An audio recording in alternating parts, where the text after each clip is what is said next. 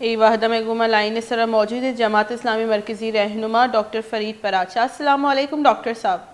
جی وعلیکم السلام۔ ڈاکٹر صاحب یہ جو 144 دفعہ نافذ کر دیا گیا ہے گوادر میں، اور اب تو یہ بھی خبریں آ رہی ہیں کہ مولانا ہدایت الرحمان کو جو ہے حراست میں لے لیا گیا ہے۔ آپ کیا سمجھتے کہ یہ اس طرح سے فورس استعمال کرنا منظور شدہ مطالبات کے عمل درآمد کے لیے، تو آپ سمجھتے ہیں فورس کا استعمال کرنا صحیح ہے؟ جی بسم اللہ الرحمن الرحیم۔ ایک پرامن احتجاج پہ جس میں عام آدمی شامل ہے، مرد شامل ہے، عورتیں شامل ہیں، بچے شامل ہیں، اس پہ جی تشدد کرنا یہ انتہائی غیر انسانی فعل ہے،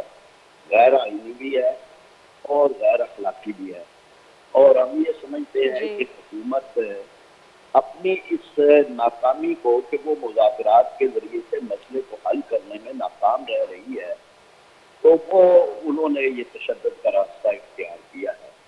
حالانکہ وہاں مطالبات جتنے ہیں وہ مطالبات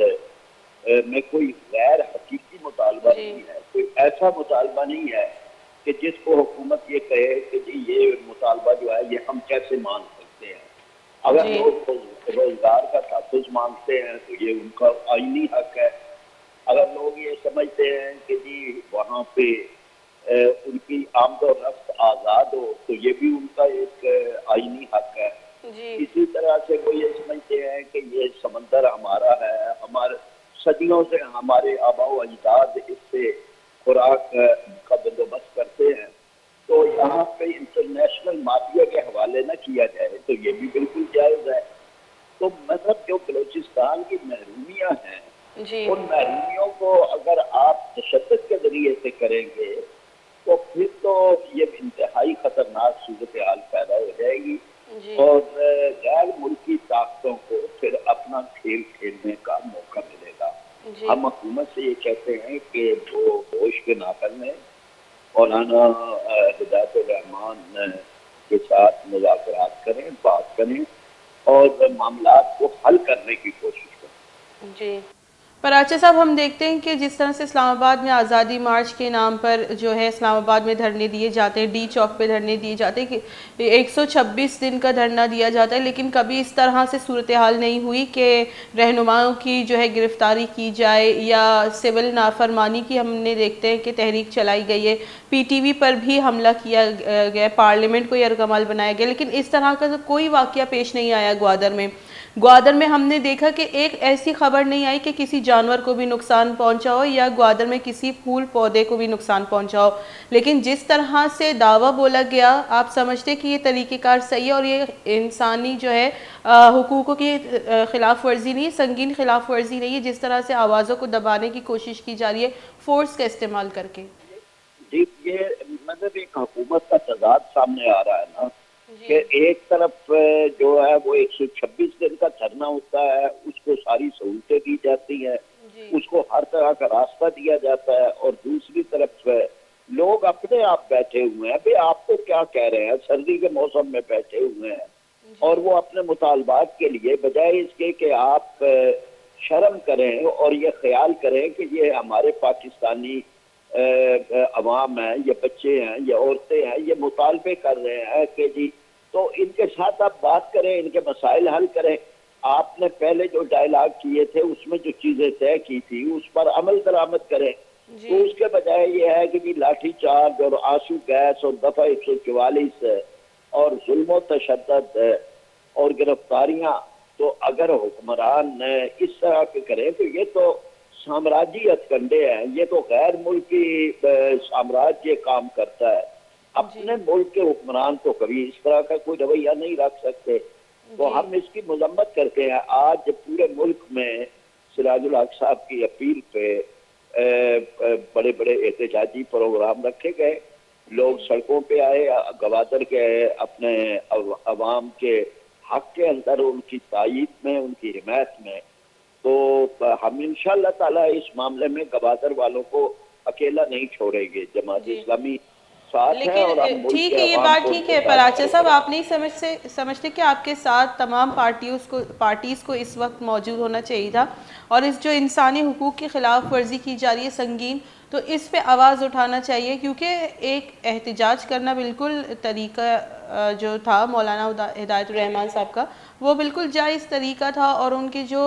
مطالبات تھے وہ بھی مان لیے گئے تھے۔ ایسا تو نہیں تھا کہ ان کی کوئی ایسے مطالبات ہو جس سے قوم یا جس سے ملک کی ساکھ کو جو ہے نقصان پہنچے۔ انہوں نے اپنی لوکل لوگوں کے لیے جو آواز اٹھائی، اور ان مطالبات کو آپ پچھلے سال مان بھی چکے ہیں، آپ سائن بھی کر چکے ہیں، تو اب کیا جواز بنتا ہے کہ آپ عمل درآمد نہیں کر رہے اور کہتے ہیں کہ ہمارے پاس اختیارات نہیں ہیں؟ لیکن یعنی یہ ہے نا کہ ہم سب پارٹیوں سے کہتے ہیں کہ آپ یعنی وہاں کے عوام کا ان کے مطالبات کا ساتھ دیں۔ عمران خان صاحب نے اس وقت کہ جب پہلے یہ دھرنا دیا گیا تھا جی تو اس وقت انہوں نے کہا تھا کہ یہ بڑا ایک تاریخی دھرنا ہے اور اس کے بارے میں اچھی بات کہی تھی۔ آج ان کی پارٹی کی طرف سے کوئی موقف نہیں آ رہا، حالانکہ وہ اپنے اقتدار کے لیے تو احتجاجی پروگرام بھی کر رہے ہیں اور کارواں بھی نکالتے ہیں اور سارا، تو مہنگائی کے مارے ہوئے عوام اور گوادر کے عوام کے حق کے اندر بھی انہیں بات کرنی چاہیے۔ یہی برسر اقتدار جماعتیں جو ہیں جو اقتدار میں شامل ہیں، یعنی جی وہاں مسلم لیگ نون ہے، پیپلز پارٹی ہے، دیگر جماعتیں ہیں، انہیں بھی اپنا زندہ ہونے کا ثبوت دینا چاہیے کہ وہ زندہ جماعتیں ہیں اور لوگوں کے ساتھ ہیں، عوام کے ساتھ ہیں۔ جی، پر آچا صاحب ہم دیکھتے ہیں کہ اگر